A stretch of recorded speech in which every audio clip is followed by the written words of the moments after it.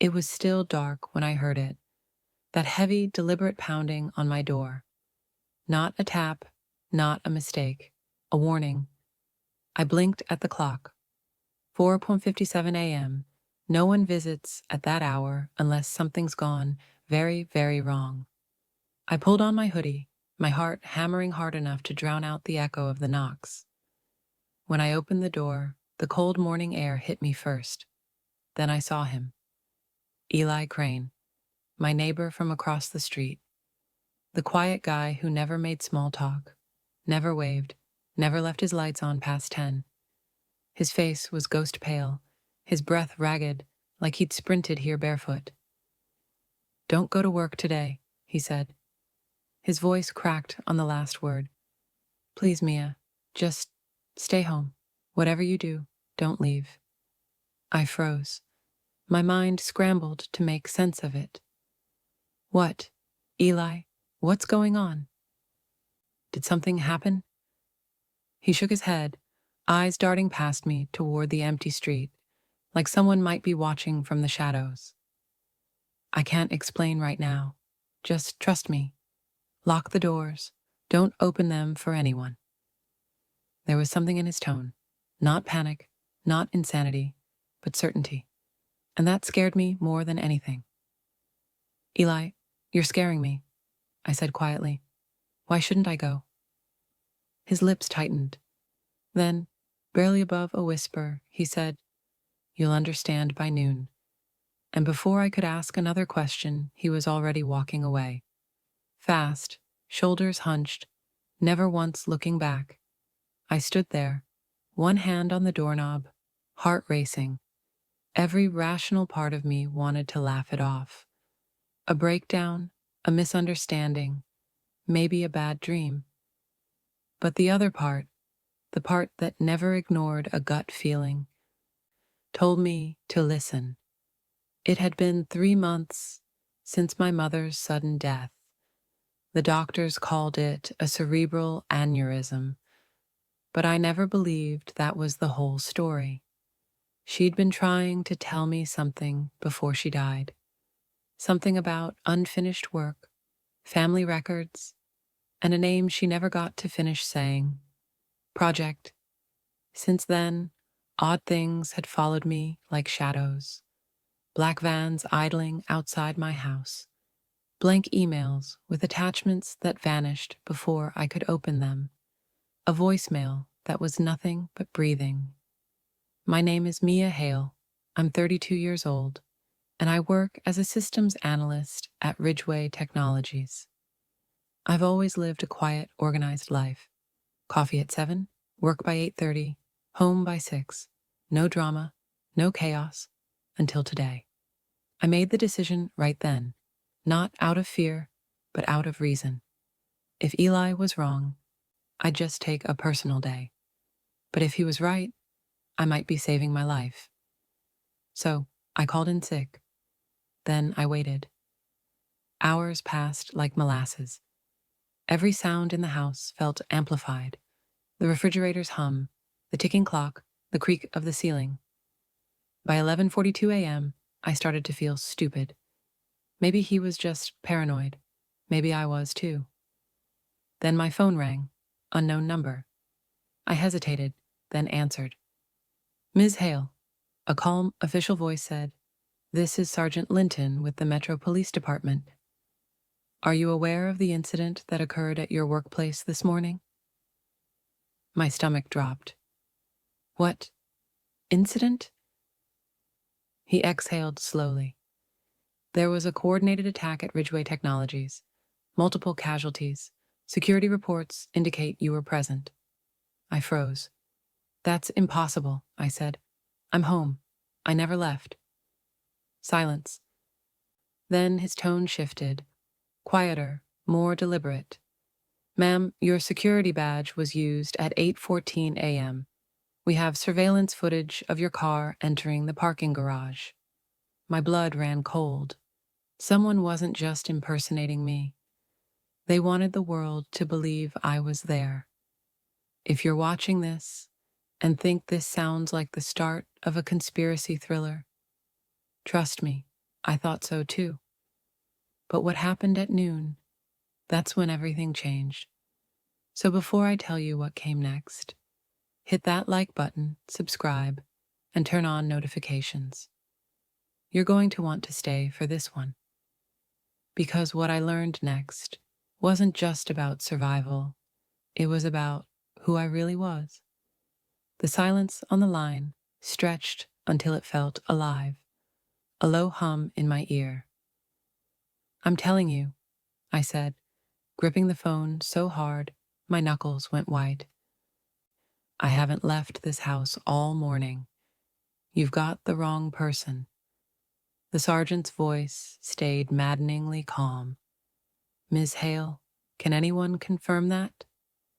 My eyes swept across my small living room, the half-eaten toast on the counter, the still steaming mug beside my laptop, the muted news playing to no one.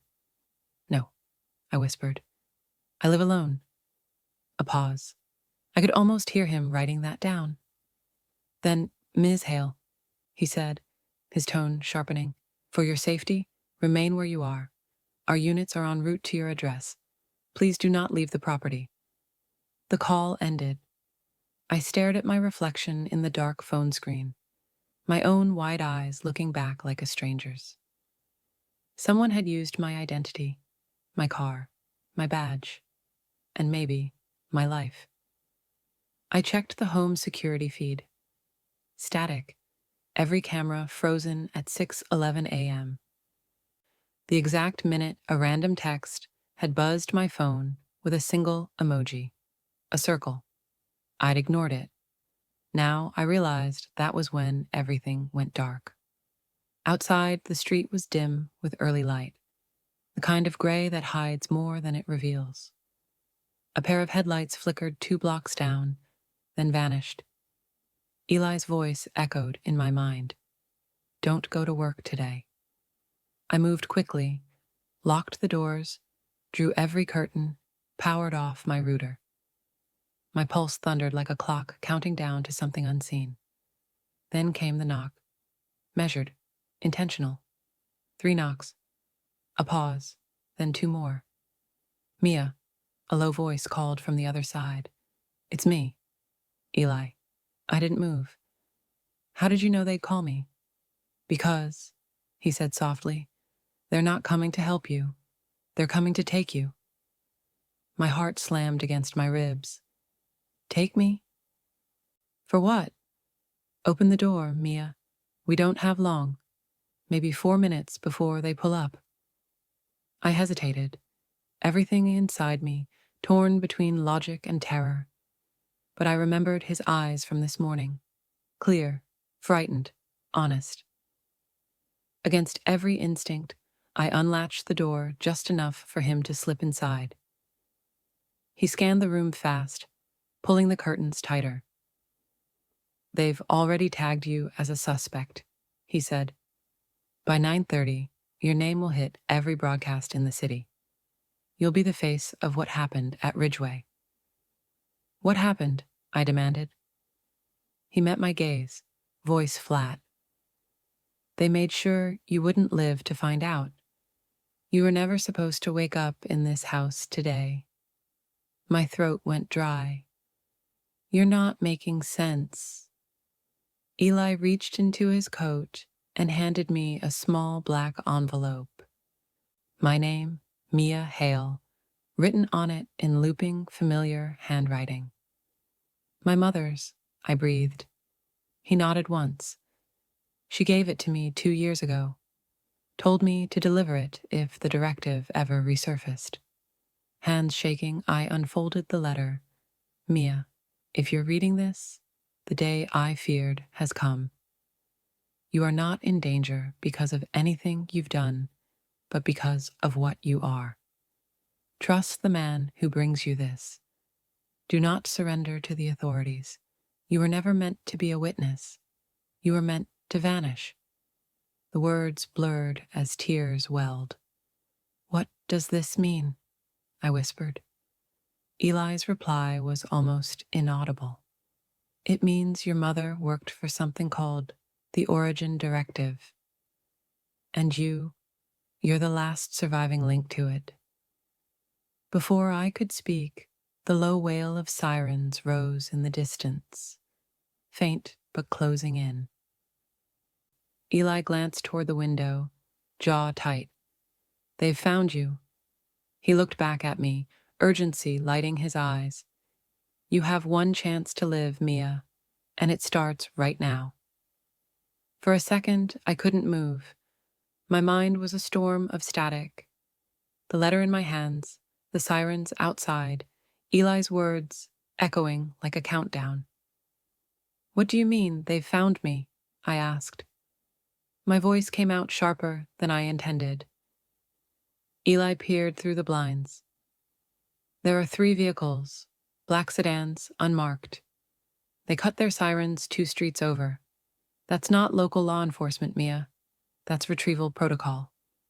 I swallowed hard. "Retrieval of what?"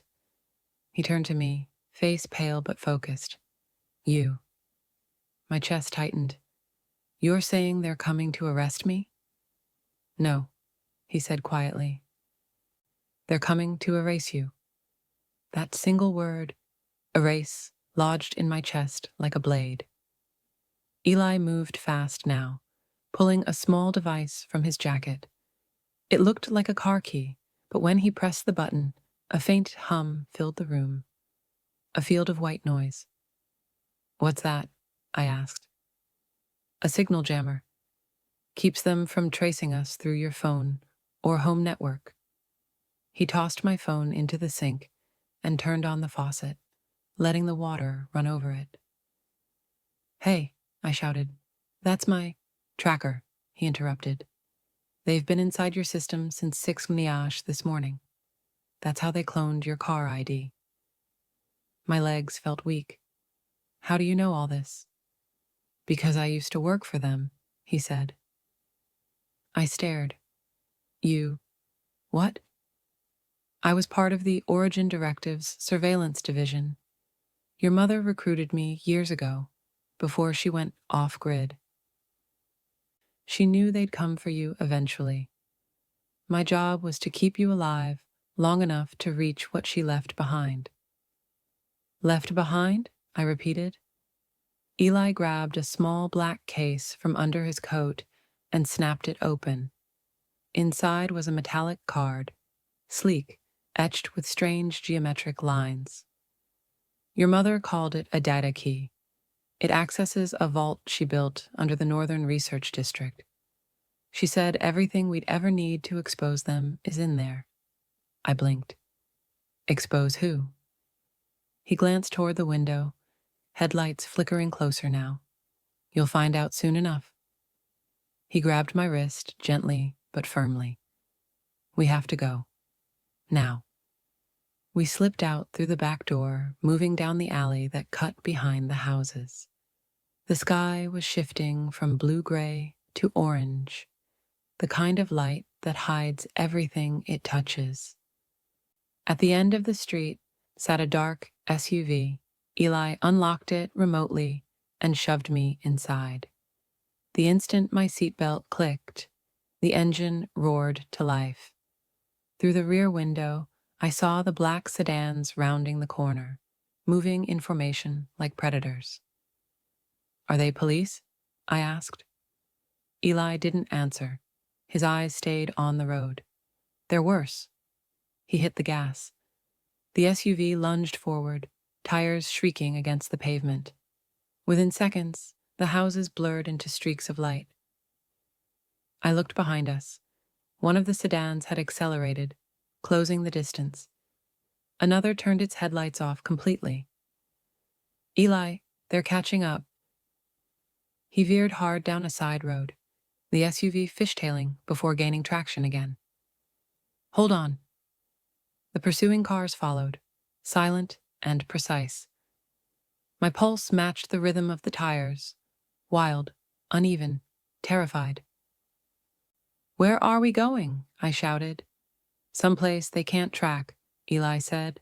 "A dead zone outside the city, about 15 miles east." The GPS flickered as we drove past the outskirts. No service, no signal, No map. Finally, the road narrowed into gravel. We turned off onto a dirt path surrounded by trees. Eli slowed the car to a crawl. Headlights dimmed. For the first time since we'd fled, he looked at me. Really looked at me. "There's something you need to see before we reach that vault," he said. "Something your mother never had the chance to tell you." He handed me a tablet from the glove compartment. The screen lit up instantly, showing a file already open. The title made my skin prickle. Hale, Mia. Subject, 09A classification, genetic variant, Tier 1, asset. "What is this?" I whispered. "Your medical profile," Eli said. "They've been tracking your DNA since birth. You were part of a project meant to study natural immunity, or what they called bioadaptive resilience." I scrolled down. There were charts, graphs, and reports from labs I didn't recognize. Phrases like accelerated tissue recovery, viral resistance, and non-standard genome pairing. "I don't understand," I murmured. "My mom worked in finance. She wasn't a scientist." Eli's voice softened. That was her cover. She was one of the lead data handlers for the directive, until she found out what they were really doing. "What were they doing?" He hesitated, then said, "They weren't trying to cure diseases, Mia. They were trying to design people." The world seemed to tilt around me. "Your mother tried to shut it down," he continued. "But before she could, they turned on her. They called it an aneurysm in the reports. But I've seen the file. It was induced. They silenced her." I couldn't breathe. "She knew," I said. "She knew they'd come for me." Eli nodded. "She left you the vault key because it contains proof of everything. Experiments, subjects, names. But the moment you access it, you become their priority target." I closed my eyes as the car rolled deeper into the forest, the hum of the engine low and steady beneath the chaos in my head. Somewhere between the fear and disbelief, one thought took shape. This wasn't random. This was built, and I was the blueprint. We drove for what felt like hours, though the dashboard clock said it had barely been 40 minutes since we'd left the city. The forest swallowed the world around us. No phone signal, no sound except the crunch of tires on dirt and the pulse in my ears. I stared at the glowing tablet in my lap. The document with my name still filled the screen, mocking me with every line. Hale, Mia, subject 09A, genome variants detected at birth, enhanced immune profile. Clearance, red level, directive, retain for monitoring. It didn't feel real. I was a systems analyst. I handled spreadsheets and encryption codes, not whatever this was. "Eli," I said finally, my voice low, "you're telling me I was engineered?" He shook his head. "No, that's what they wanted you to believe. You weren't engineered. You were born with what they've spent decades trying to create. That's why your mother hid you. You're not their invention. You're their missing piece." The words hit like cold water. Missing piece of what? He didn't answer right away. Instead, he slowed the car and pulled off the road beside what looked like an abandoned service tunnel covered in ivy and rust. "This is it," he said. I looked out the window. The place felt ancient. Concrete walls cracked by time. A heavy metal door half buried beneath roots. "You're joking," I said. "This looks like it's been dead for years." Eli got out of the SUV without replying. When I followed, the air hit me, cold, damp, electric, the kind of stillness that makes you feel watched. He pulled the metallic keycard from his pocket and held it near the door's rusted panel. A small red light blinked to life, then turned green with a low chime. The door shuddered and slid open just enough to reveal a long corridor beyond it. The air that poured out smelled of iron and memory. "What is this place?" I whispered. "The first Origin facility," Eli said quietly. "Decommissioned 23 years ago. Your mother helped bury it after she defected. But she left something behind." We stepped inside.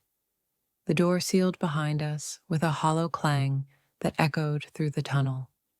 Dim lights flickered on, one by one, like the place was waking up after a long sleep. I trailed my fingers along the wall. Smooth metal, engraved with faint symbols. They looked almost like DNA sequences, but stylized, artistic. Eli led me down a narrow stairway that opened into a circular chamber. At the center stood a console surrounded by glass panels. Beneath the glass were rows of black cubes, each labeled with a string of numbers and letters. "This is the vault," Eli said. "Every record your mother ever extracted from the Directive's archives, genetic files, subject logs, and personal data." My gaze caught on one label, H09A lineage, the same code from my tablet. Eli nodded toward the console. "Your DNA unlocks it." My breath hitched. How do you know that?" "Because your mother told me," he said. "She designed it that way. The vault recognizes only her bloodline." My pulse thudded in my ears. Slowly, I pressed my palm to the console. The glass beneath my hand lit up in soft blue. A line of text appeared. "Identity match.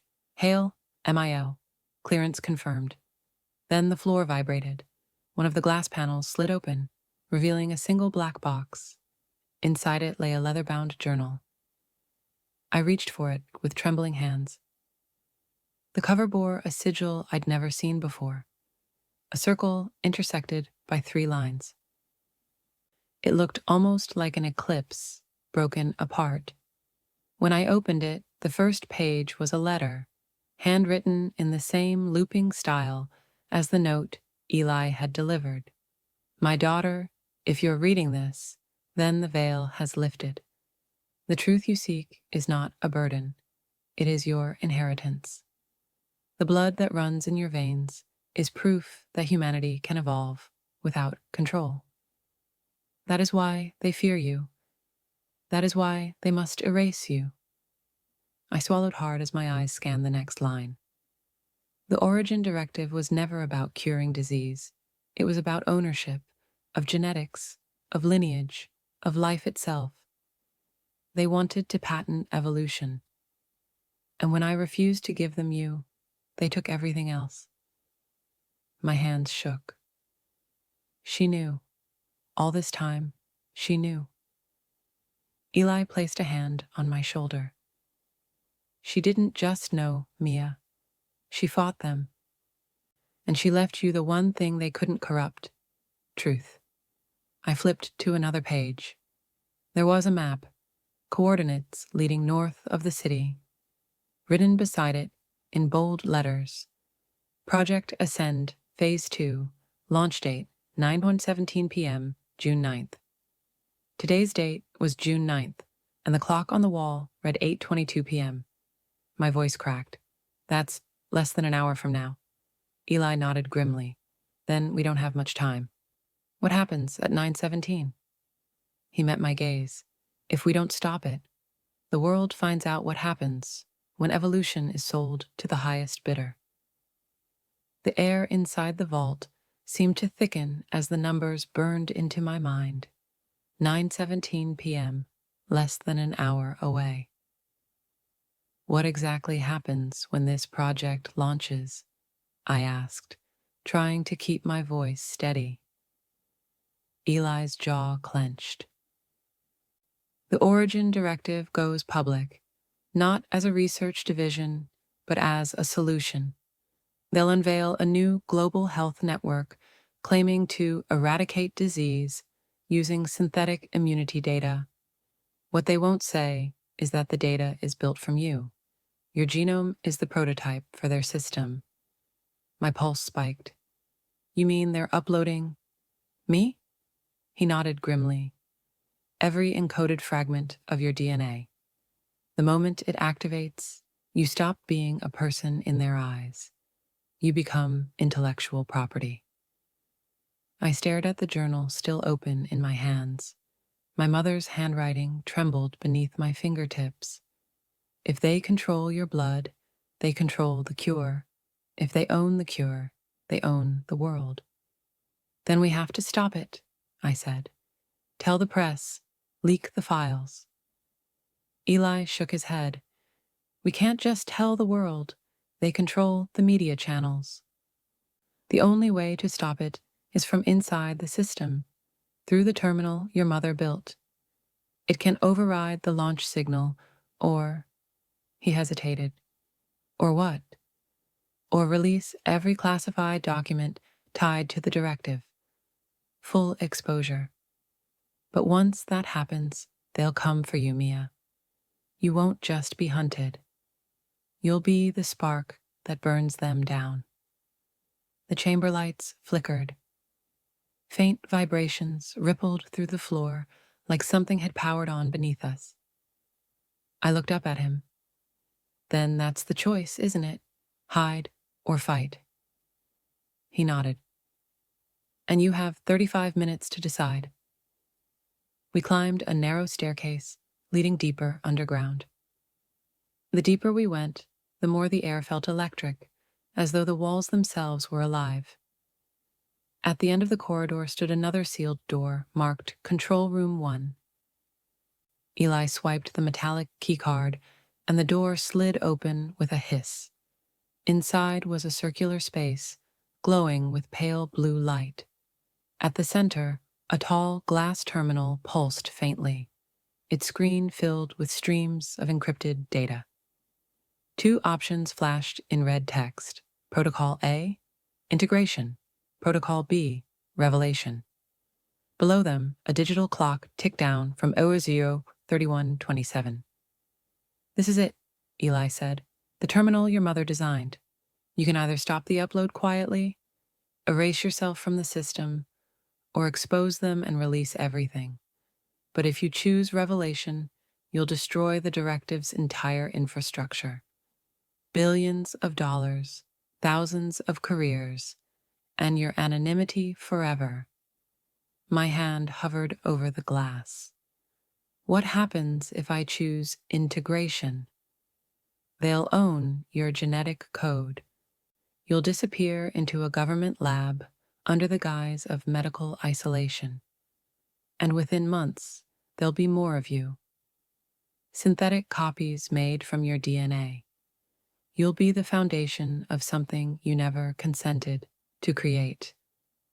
I exhaled slowly, my reflection trembling in the glass. So, if I stay silent, I save myself. If I speak, I save the truth. Eli nodded.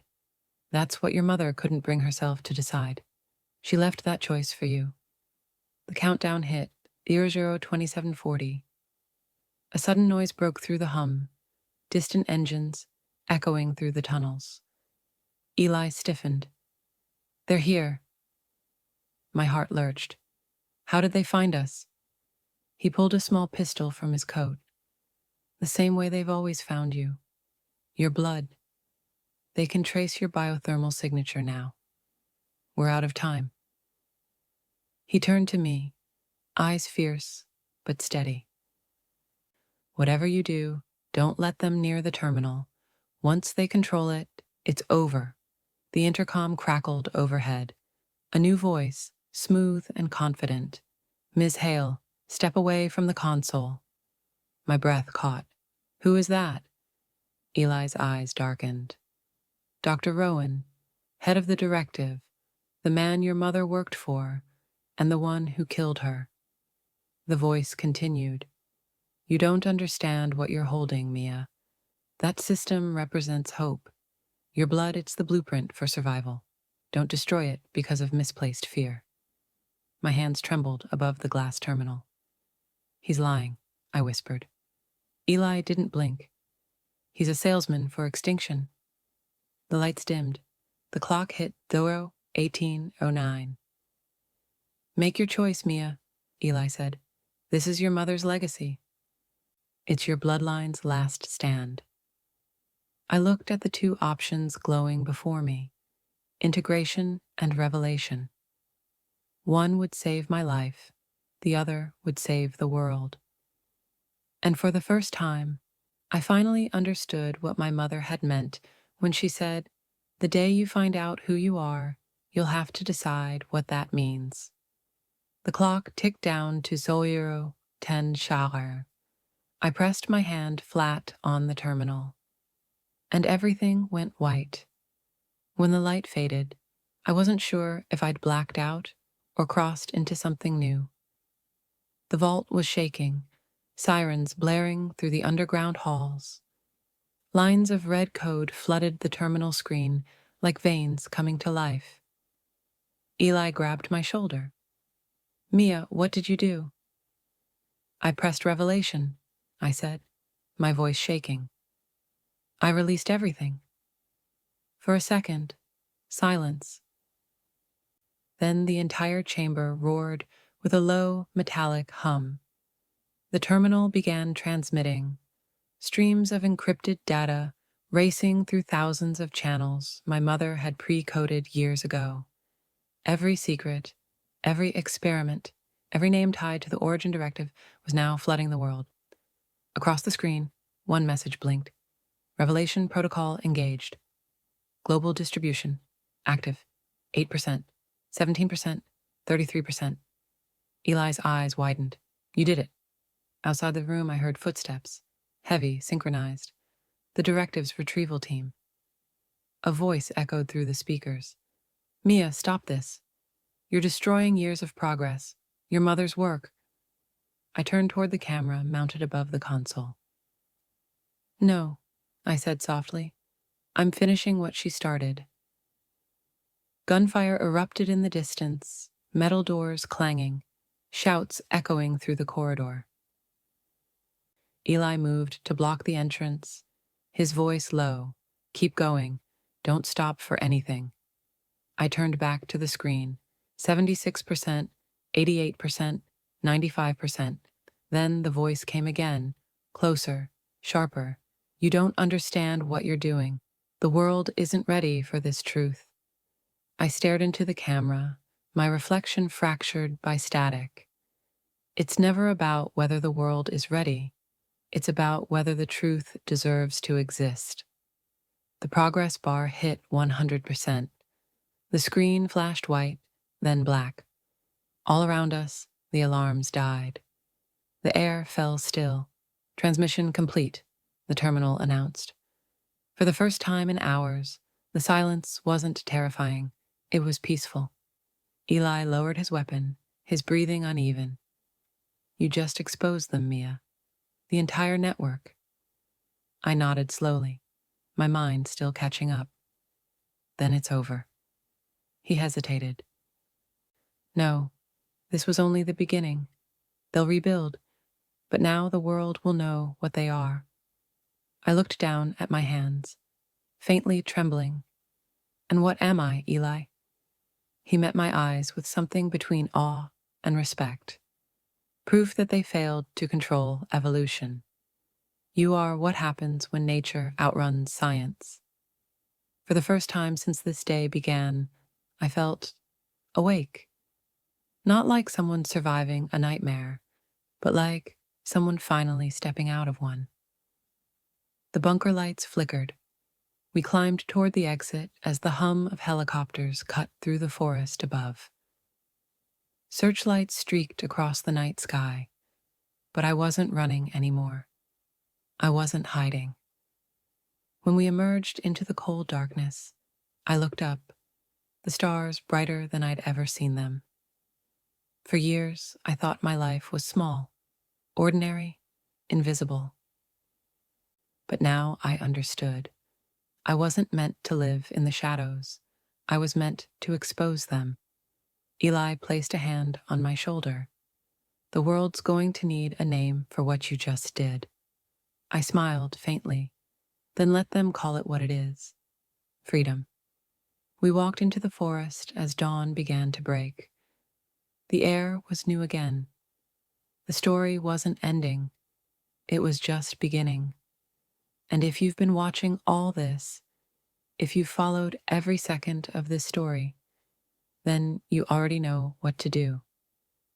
Hit that like button, subscribe, and comment where you're watching from, because the truth you just heard isn't just fiction. It's a reminder. Sometimes the people who vanish are the ones who finally see the world for what it really is. Thanks for watching.